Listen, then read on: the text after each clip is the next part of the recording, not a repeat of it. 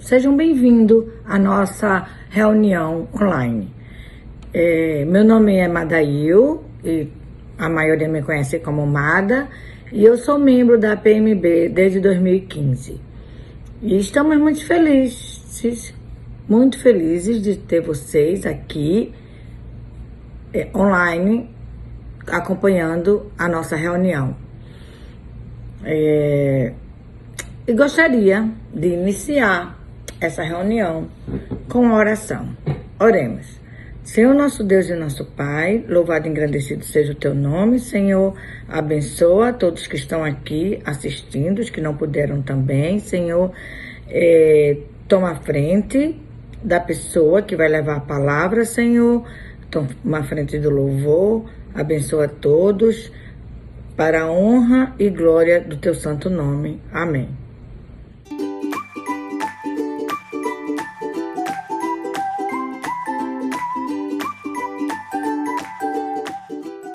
Certo dia, Jesus estava em uma casa ensinando, e alguns fariseus e alguns mestres da lei estavam sentados perto dele. Eles vinham de todas as cidades da Galileia e da Judéia e também de Jerusalém. O poder do Senhor estava com Jesus para que ele curasse os doentes. Alguns homens trouxeram um paralítico. Paralítico é uma pessoa que não consegue andar. Eles o trouxeram deitado numa cama e estavam querendo entrar na casa e colocá-lo diante de Jesus. Porém, por causa da multidão, não conseguiram entrar com o paralítico. Então, o carregaram para cima do telhado, fizeram uma abertura nas telhas e o desceram na sua cama em frente de Jesus, no meio das pessoas que estavam ali. Jesus viu que eles tinham fé e disse ao paralítico: "Meu amigo, os seus pecados estão perdoados." Os mestres da lei e os fariseus começaram a pensar: quem é esse homem que fala contra Deus dessa maneira? Ninguém pode perdoar pecados, só Deus tem esse poder. Porém, Jesus sabia o que eles estavam pensando e disse: "Por que vocês estão pensando assim? O que é mais fácil dizer ao paralítico? Os seus pecados estão perdoados, ou levante-se e ande? Pois vou mostrar a vocês que eu, o Filho do Homem, tenho poder na terra para perdoar pecados." Então disse ao paralítico: "Eu digo a você, levante-se, pegue a sua cama e vá para a sua casa." No mesmo instante, o homem se levantou diante de todos, pegou a cama e foi para casa louvando a Deus. Todos ficaram muito admirados e, cheios de temor, louvaram a Deus dizendo: "Que coisa maravilhosa nós vimos hoje." Aquele homem precisava chegar até Jesus para receber a sua cura, mas sozinho ele não iria conseguir. A ajuda de seus amigos foi muito importante naquela hora. Amigos são pessoas muito especiais nas nossas vidas. São pessoas com quem podemos nos divertir juntos, aprender juntos e também pessoas que nos ajudam em momentos difíceis. Amigos são presentes de Deus para nós. Vamos orar? Querido Deus, nós sabemos que o Senhor pode perdoar pecados e nos curar quando estamos doentes. Sabemos também que o Senhor coloca pessoas especiais na nossa vida para serem nossos amigos e nos ajudar em momentos difíceis. Muito obrigado por tudo isso. Obrigado por ser tão maravilhoso para nós. Em nome de Jesus, amém.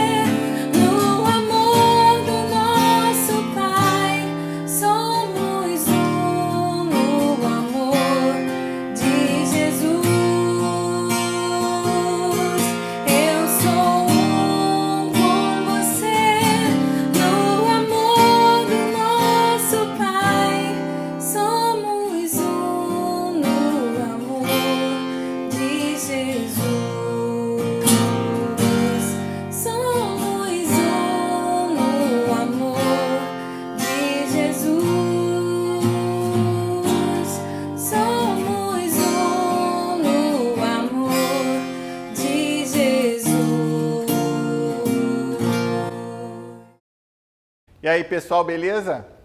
Hoje nós vamos inaugurar uma reunião mais participativa. Para diminuir as limitações que nós temos com o culto online, de falta de interação, nós vamos buscar ter a participação de vocês, né, em trechos do nosso culto, como algo mais permanente, né? Nós queremos agradecer a queridíssima Amada, que hoje abriu a nossa reunião, e a cada semana nós teremos outras pessoas participando. Nós já tivemos, né, algumas participações especiais antes, mas estava em modo de testes, né? E aparentemente foi aprovado, então nós vamos seguir assim, beleza? Dá um joinha se você gostou da ideia, né? Se não gostou, só pisca o olho e não escreve nada, tá bom? Maravilha. Bem, antes de ler o texto bíblico, eu quero agradecer a Thaís por ter aceitado cantar esse cântico tão antigo, mas tão profundo e tão bonito que eu gosto tanto. Sinceramente, eu não achei um cântico mais atual que tenha a mesma profundidade e que tivesse tão a ver com a mensagem de hoje. Infelizmente, né, eu acho que as músicas sobre família, da fé, sobre irmandade, meio que saíram de moda, né? Mas talvez eu esteja errado. Então aqui fica o pedido. Se você conhece uma música mais atual com uma mensagem parecida, escreve aí nos comentários. Eu quero procurar, eu quero escutar essa música. O outro pedido. Qual é a música antiga que tocava muito nas igrejas e que você gostava muito? Escreve aí pra gente também, né? Vai que é a mesma música que eu sinto falta, ou que a Thaís sente falta. Então vamos lá, se você conhece uma música atual com esse tema de irmandade, de família da fé, escreve aí nos comentários pra gente. Ou, se tiver uma música que era muito cantada na igreja, que não é mais, que você sente falta, escreve aí também. Mas continua prestando atenção no culto, hein? Vê lá. Agora nós vamos fazer a leitura das Escrituras. Então escreve logo aí essa música para você não perder a mensagem, para você não ficar distraído ou distraída. Tá? Roda a vinheta.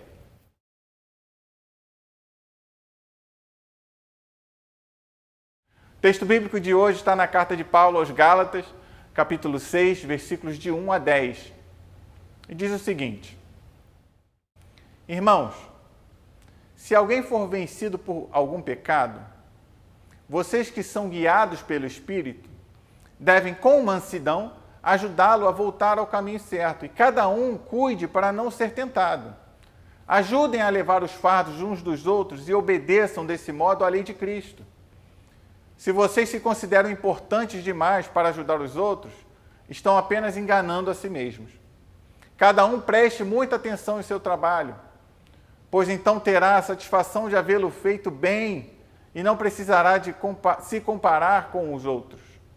Porque cada um de nós é responsável pela própria conduta. Aqueles que recebem o ensino da palavra devem repartir com os seus mestres todas as coisas boas. Não se deixem enganar. Ninguém pode zombar de Deus. A pessoa sempre colherá aquilo que semear.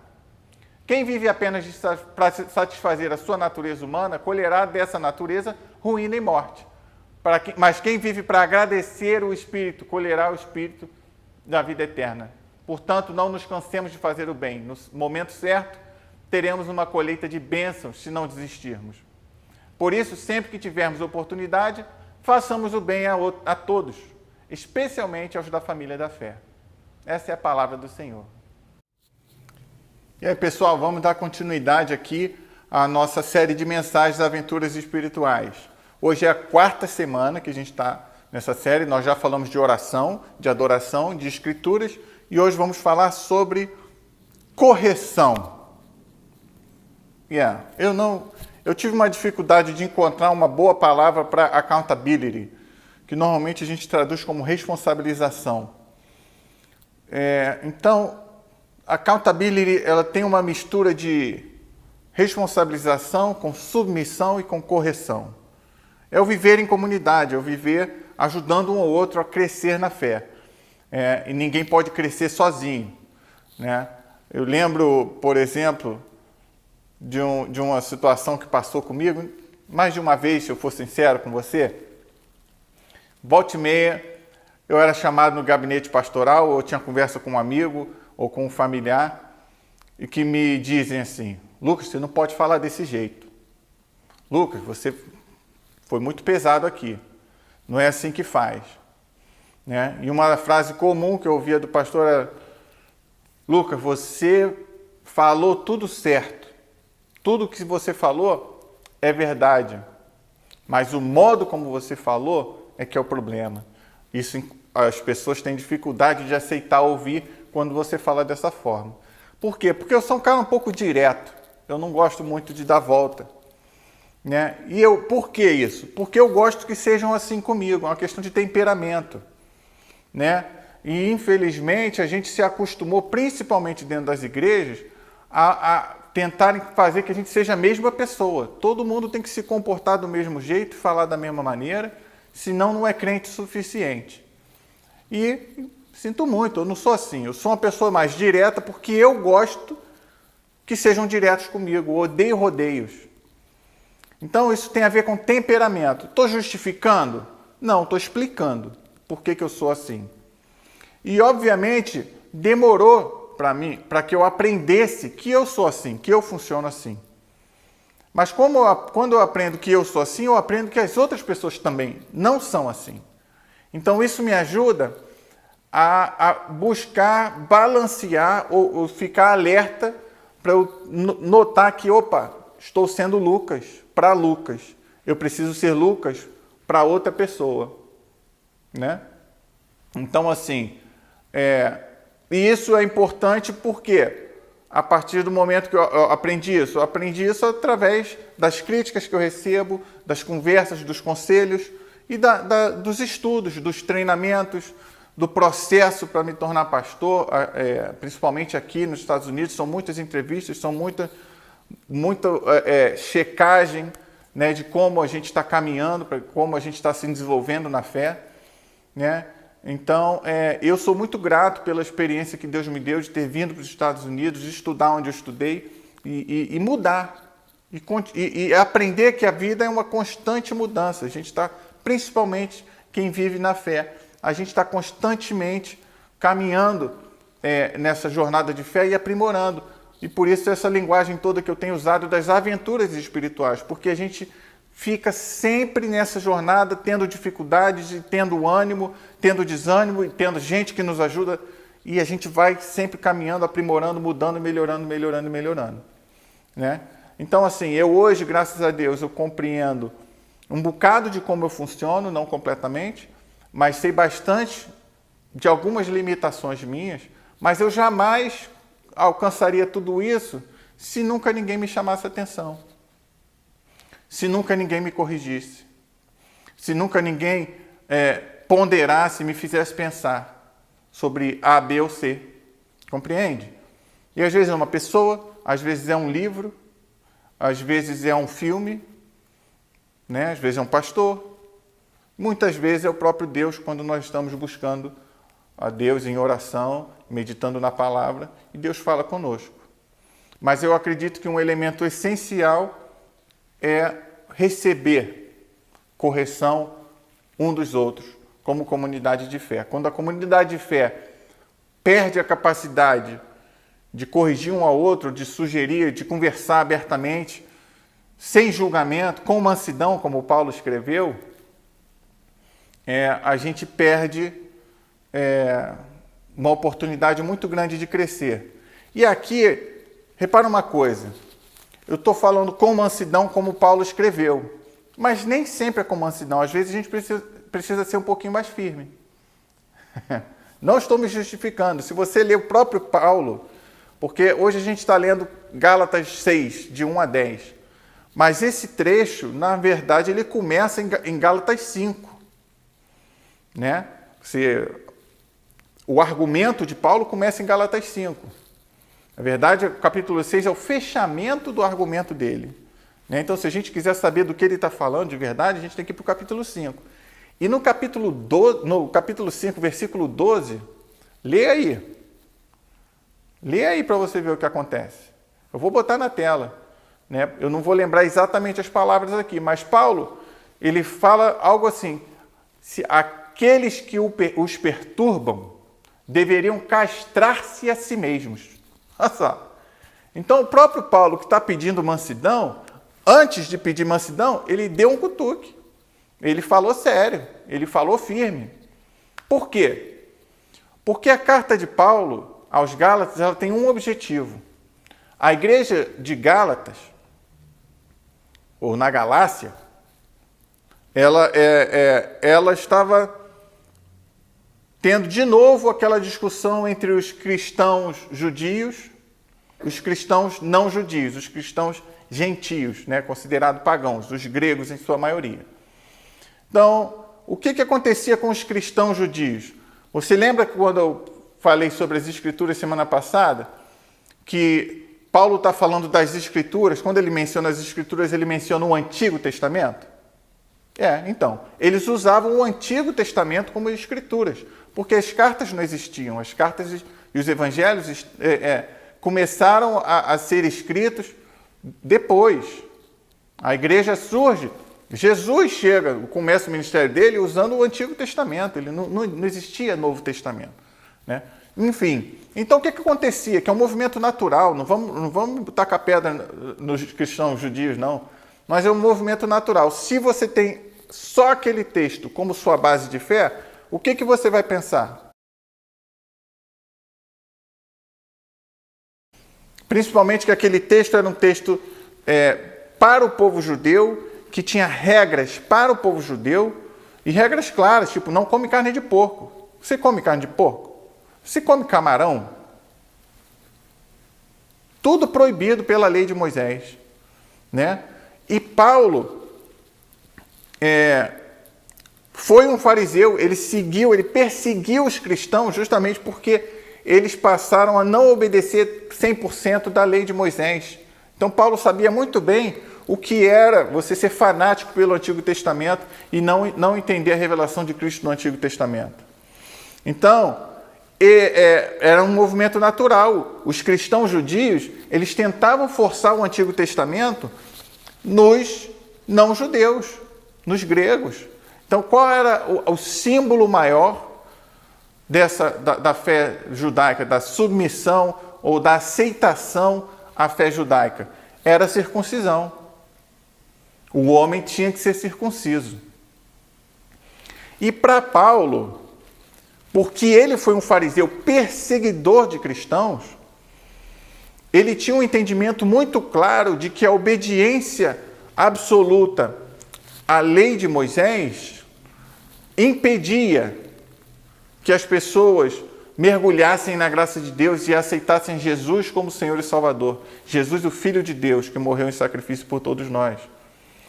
Então, ele queria que as pessoas não se preocupassem com a circuncisão, mas se preocupassem com o amor, a serem guiados pelo Espírito. E esse é o argumento básico da carta aos Gálatas.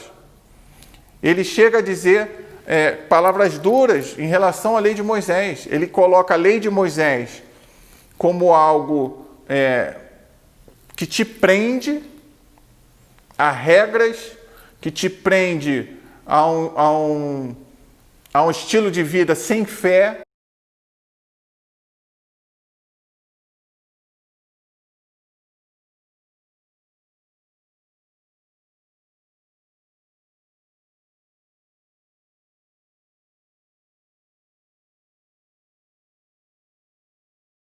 Baseado em rituais, e contrasta com a lei de Cristo, que ele chama a lei de você ser guiado pelo amor e guiado pelo Espírito de Deus.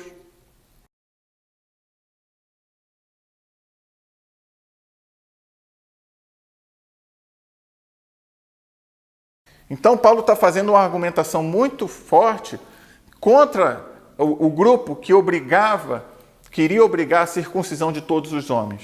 E aí ele, no momento de aborrecimento, escreve no versículo 12 do capítulo 5, que se castrem esses, que os perturbam, porque estão perturbando a fé dos outros. Estão focando no que não deve ser focado. E aí ele fala que o fruto, ele insinua que o fruto moralista, o fruto da fé moralista, o fruto da fé mosaica, é um fruto carnal. E aí ele fala do fruto do Espírito, a famosa frase, capítulo 5, versículo 22. O fruto do Espírito é amor, mansidão, e vai falando. Entendeu? Então isso é uma coisa muito interessante que está acontecendo aí. Ou seja, o fato da gente se ajudar, a gente se corrigir, porque Paulo está enviando uma carta de correção, de repreensão, corrijam-se.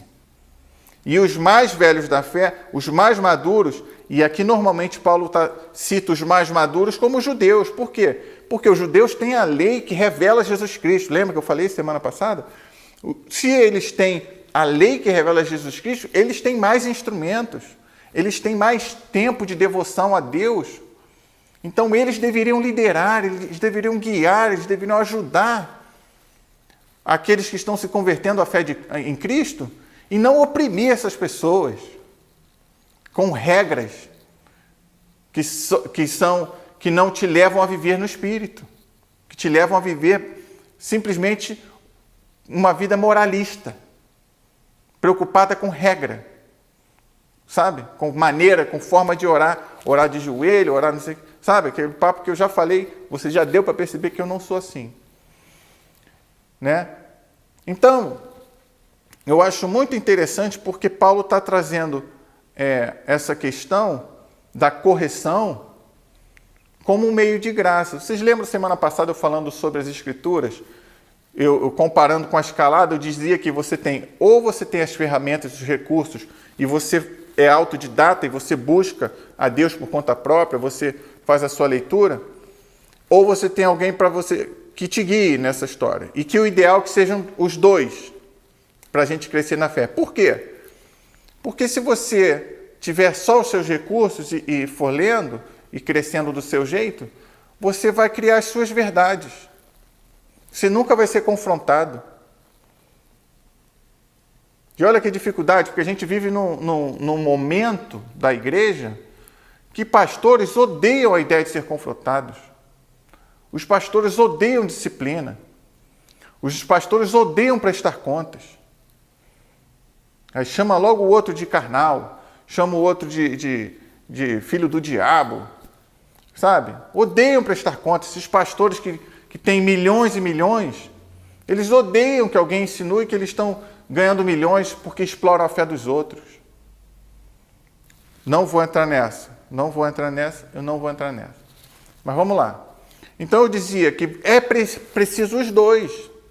A gente precisa crescer juntos, crescer consistentemente. E não dá para crescer consistentemente sozinho.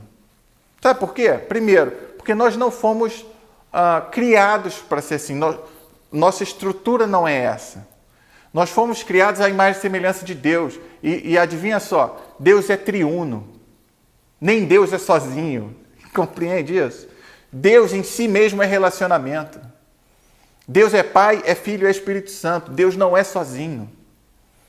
Então Ele nos criou para não sermos sozinhos. Você pode morar sozinho. Você pode ser viúva. Você pode nunca ter casado. Tudo bem. Mas você precisa de comunidade. Você precisa de amigos. Qualquer pessoa que vive isolada, sozinha, tem problemas sérios. Nós fomos criados para viver em comunidade. E uma das questões importantes é a capacidade que nós tenhamos de ser livres, honestos, não julgadores e capazes de falar um com o outro, dar um toque, chamar atenção quando necessário. Ainda que às vezes ser um pouco mais enérgico, como Paulo foi. Né? Imagina se eu sugiro aqui de castrar alguém. Se der mole, me denunciam na polícia para eu ser preso. Entendeu? Então, assim, eu vou dar um exemplo básico. Eu coloquei aqui esses livros, olha. Esses livros são os livros que estão me ajudando a preparar essa série de mensagens. Esses dois aqui, ó. Opa, esses. Opa, para cá. Aqui. Esse aqui. Esse. Isso aqui é só de Gálatas. Isso aqui é um comentário só sobre Gálatas. Por quê? Porque como pastor, a minha obrigação é buscar trazer o melhor para você. E não trazer para você as minhas verdades somente. Eu busco a Deus, eu medito, eu procuro, eu estudo a Bíblia, eu faço tudo isso. E no final, eu converso com pessoas que fizeram a mesma coisa que eu e foram muito além, porque são estudiosos do assunto. E eu não posso pegar só eu não posso pegar só quem concorda comigo. Eu tenho que ler as pessoas que eu discordo, porque, sabe quando você passa a faca assim, ó, uma faca na outra? Vai afiando. Então, a opinião diferente da minha me ajuda a fortalecer a minha. No final das contas, ajuda a fortalecer a minha, porque ou eu vou mudar de opinião, porque eu posso estar tendo uma interpretação equivocada, ou eu vou ter ainda mais elementos que fortaleçam a minha opinião. Então, de qualquer maneira, no final, a minha opinião vai estar mais correta, vai estar melhor. E vai ser melhor para te servir. Então, a correção é um meio de graça. Por quê? Porque para você aceitar tudo isso que eu estou te falando, te requer algumas coisas. Eu vou citar 3. 1, humildade. Aceitar alguém te dizer que você está errado, dói. Dói muito. Mas é uma bênção quando a gente consegue aceitar. Porque requer humildade. E humildade é uma virtude. Outra coisa, em última instância, é uma confiança em Deus. Porque você tem que confiar que Deus está cuidando da sua vida. E por isso Ele está enviando aquela pessoa para te falar essa situação e te corrigir naquilo. Não é verdade? E aí, por último, significa você realmente depender do Espírito de Deus. Então, que bom seria se todos nós conseguíssemos ser 100% guiados pelo Espírito de Deus o tempo inteiro. Porque a fé de que Deus está nos guiando não é que você vai criar a sua verdade própria, você vai ter toda essa capacidade de ser humilde o suficiente para aceitar a opinião de outra pessoa, até mesmo quando é uma opinião oposta à sua opinião. Então, eu quero terminar aqui hoje com essa sugestão para você. Cultive a humildade. Cultive a honra ao próximo. Sabe? Eu vou citar, eu vou deixar aí, eu esqueci, mas eu vou colocar aí no final uma frase muito interessante, que meio que é o resumo do que eu estou querendo dizer.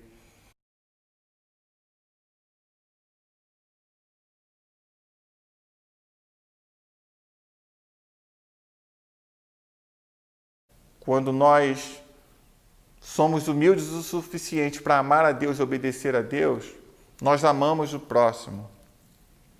Se nós nos amamos a nós mesmos, nós amamos o próximo. Porque reconhecemos no próximo, no outro, a imagem e semelhança de Deus também. Então, a correção com mansidão, com carinho, sempre com cuidado para não cair na mesma tentação, como Paulo escreve, porque às vezes eu posso corrigir alguém e amanhã está fazendo a mesma coisa que eu repreendi antes. Isso acontece muito. E ao invés de ficar frustrado quando isso acontece, a gente deveria crescer em humildade, sabe, viu lá? Até ele tem esse problema. Até ele. Então, eu não sou a pior pessoa do mundo porque eu cometi esse erro. E 2, ele não é a melhor pessoa do mundo porque ele também cometeu esse erro. Nós fomos criados para viver em comunidade, nós fomos criados, estruturados, formatados para viver em comunidade, para crescermos juntos em fé, em graça e sabedoria. Poderia citar 1000 exemplos na Bíblia. Poderia falar que Moisés tinha Arão, e quando Arão não foi suficiente, o sogro dele, Jetro, sugeriu que ele escolhesse 70 líderes para que o ajudassem. Davi tinha o profeta, todos os reis tinham um profeta e um sacerdote para que os ajudassem.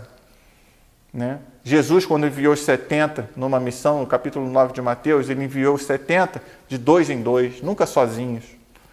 Paulo foi para a viagem missionária dele graças a Barnabé. Barnabé estava com ele. E ainda quando os dois brigaram, porque eles brigaram. Quando eles brigaram, Paulo foi com Lucas e Barnabé foi com Marcos. Os 2 evangelistas. Pedro, vou terminar com essa.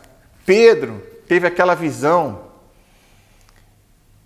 de uma mesa farta com carne de porco e falando, coma essa carne. Ele falou, não vou comer, porque ele é judeu, não pode comer carne de porco. E aí Deus fala para ele naquela visão, não rejeite aquilo que eu santifiquei. E aí logo depois ele vai visitar um centurião romano, um pagão. Alguém que ele não visitaria porque ele era judeu. E aí, sabe o que me encanta? Depois que ele foi obedecer a ordenança de Deus e levar o evangelho para aquele romano, para aquele pagão, a igreja foi no pé de Pedro. Pedro, que isso? Por que você foi visitar um pagão, um romano? Ainda mais um soldado romano. Por quê? Quem eram os soldados romanos? Aqueles que mataram Jesus. E Pedro, sendo o líder da igreja, chamado para ser o pai da igreja de Cristo, com humildade suficiente, coloca, Deus me deu essa visão. E aí eu fiz. Você vê aqui, isso é accountability. Não é só a correção, é você ser responsável. É você se colocar numa posição de submissão e prestar contas. Não, eu fiz isso, eu prestei conta. No Evangelho no livro de Atos, capítulo 15, tem o concílio da igreja, o primeiro concílio, que é quando aprovam a ida de Paulo, por exemplo. Então, fica uma dica, se você quiser estudar mais. Para você ler Gálatas, você tem que ler Atos de 13 a 15, que eles estão conectados. Então, assim, não é simplesmente se corrigir, mas é fazer as coisas, como Paulo escreve aqui, de uma maneira que você vai estar satisfeito com a sua... Sabe por quê? Porque você pode dar contas do que você faz. É ser transparente, é não ter medo de transparência. É não ter medo de quê? Vai lá. Vai ver se eu mexi no dízimo da igreja. Está aqui. Quando a gente estava se reunindo aqui em Miami, o que eu fazia? Uma vez ao mês, eu postava no boletim o quanto que nós arrecadamos e quanto nós gastamos naquele mês. Sabe por quê? Porque é transparência. Não posso ter medo de prestar conta do que nós fazemos como igreja a ninguém. Toda vez que uma igreja tem medo de prestar contas, tem problema aí. Se não tem problema de maracutaia, tem problema de falta de obediência e alinhamento à palavra de Deus. Porque nós, como comunidade de fé, nós, como servos de Deus, não devemos ter medo, nunca, de sermos corrigidos e de prestarmos conta daquilo que nós fazemos, como homens e mulheres de Deus. Então, a minha oração é que a sua vida seja muitíssimo abençoada e que você cultive mais esse meio de graça de que você tenha a condição de prestar contas daquilo que você é, daquilo que você faz, e que você tenha humildade para receber a correção quando alguém vier com uma palavra de correção. Amém? Que Deus te abençoe, te guarde, e a gente se vê na próxima semana. Então é isso. Muito obrigado por ter assistido até o final, ter ficado aqui com a gente. Deixe o seu comentário, compartilha com seus amigos. Domingo que vem a gente se vê de novo no mesmo horário, 10h15 dos Estados Unidos, 11h15 do Brasil. Tá bom? Tenha uma semana abençoada e a gente se vê. Tchau, tchau.